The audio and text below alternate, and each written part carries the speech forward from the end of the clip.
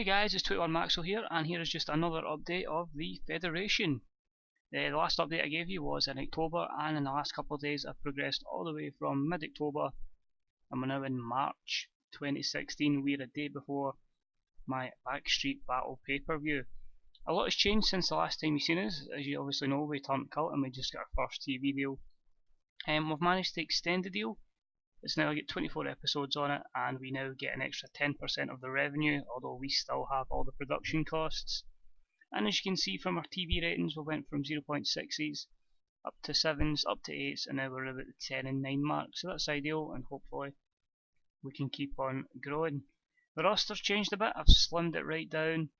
We now pretty much have most people that are on written contracts, which is Andrew Thomas. Angel Williams is one of the few on paper appearances, but we've got Austin Aries in from TNA, Billy Kirkwood, Bobby Roode, Carmel Jacob, Cheerleader Melissa, Crazy Mary Dobson, Damien O'Connor, Delirious, Doug Williams, Drew Galloway, Emil Sitoke, Harry Smith, Jack Dolan, John Hennigan, Jonathan Gresham, Katrina Waters, Chris Travis, myself, Mark Andrews, Mark Rocco, Martin Kirby, Marty Skrull.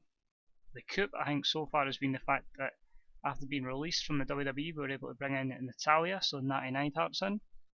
We've got Noam Dar, Paul Tracy, Pete Dunne, Patia Perez, Rich Swann, Ricky Knight, Roddy Piper, Sir William Regal, the Wee Man, and Trent ? So it's a decent roster. At the moment, unfortunately, I have far more faces than heels, so the plan is probably going to turn Drew heel again. It's just far too lopsided on the face side of things with the written contracts. I can't afford to bring anybody else in, which I'll just show you now with the finances.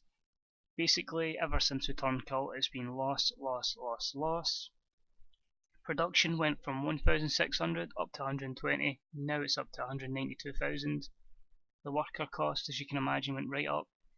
We managed to reduce it a little bit just there, but that was based on the basis of written contracts, so we're losing a lot of the paper appearance guys, so hopefully that's trimmed it down a bit. And we've done one show so far, and it's only 2,550 that we've lost so far, so I'm quite happy with that. We're not losing too much money. This month so far, we've got the ticket sales up, TV revenue will go up a bit as well. Hopefully we're doing a couple of pay-per-views, like last month we've done 4 pay-per-views. We keep doing that, we get the big attendances, and hopefully we can start making profit, and then we can start the long-term plan with the Federation. That's because, I mean, if I get the money, I get us back up to $1 million, I can then start looking at bringing in a dojo, I can start looking at bringing in just development, and we can start sending wrestlers out and getting them better, and it means a long-term better product for us, but I think that might have to wait until we're national. Speaking of which, with our size, we have 21 in the central England, 53 C- in northern England, which is decent, 59 in the southern England region, so we only need to get another 6% of that, and then we can start working into other places. Scotland's at 44. Thankfully it's only 4 regions, so I don't have to work in Ireland too much, but if we get them all up to 65 and higher, we can start progressing to hit America, Europe, and Japan, and Mexico, and wherever basically. There's no trends at the moment, so we're stuck with this. Other things just to show titles at the moment. There's been no more That Guy tournaments, that will take place again in May. The tag champions are Flip and Fly, which is Mark Andrews and Pete Dunne. The television champion, we've newly introduced that, is Noam Dar. He's had 7 title defences so far, we're going to give him a big run with that. Natalia took the title from cheerleader Melissa at the middle of January. She is the reigning champion. She's had 5 title defences so far. The 0G champion is vacant after I just fired Spud. I might make the title, I might retire it. I know it's early, but to be honest, I need a mid-card title. I can't afford 2 mid-card titles, and I just think the television caters to all divisions rather than just like middleweight at the 0G. So we'll see. I'll keep it vacant for now in case we get some more money, can hire more guys. And our world champion Bobby Roode won it at the end of December. 5 defences so far, and he's going to be hopefully carrying this title for a good bit of this year. Apart from that, we'll have a wee creative roundup as well. Bobby Roode, Drew Galloway, John Hennigan, Rich Swann and Damien O'Connor as my franchise players.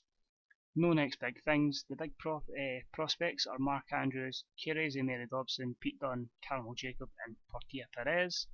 Who's hot at the moment is Aries, Roode, Galloway, Damo and Natis. Everybody coming in with big popularity. Who's not is Satoki, Doug Williams, Caramel Jacob, Matty Skirrell and Angel Williams. Only people that have really signed that it's recommended me is Mr. Anderson, but as I say, there's no money, so the likes of Mr. Anderson, the alpha female, I can't pinch these just yet. Apart from that, as I say, our next show is the Backstreet Battle. That'll happen tonight. Apart from that, we're now running house shows every so often.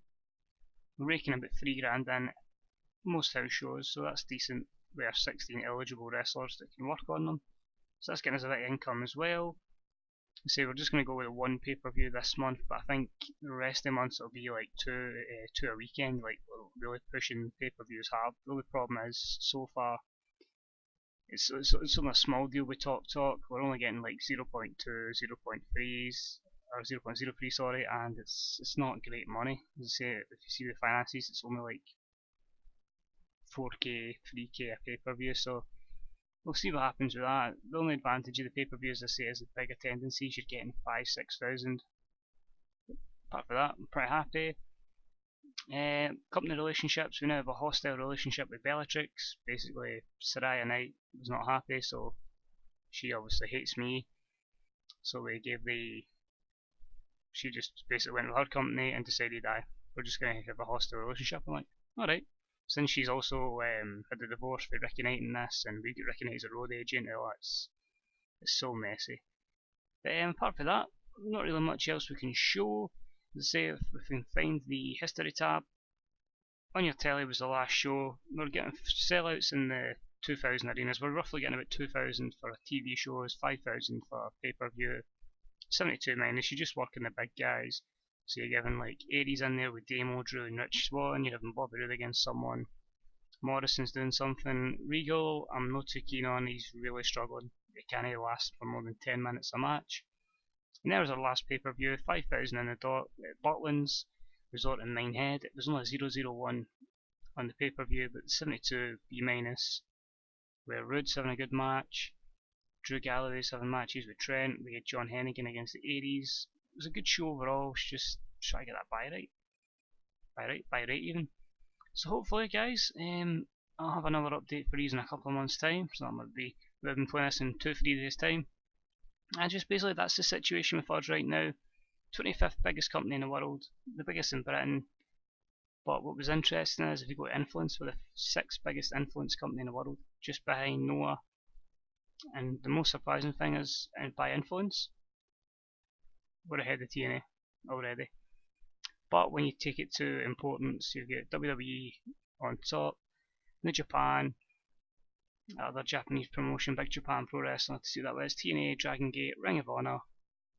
Then you go way down to page number 3 in 25th place. We're down there, just ahead of 2CW, and catching up with wrestling is fun. So we'll get there. We're bigger than Shimmer, so we're getting somewhere.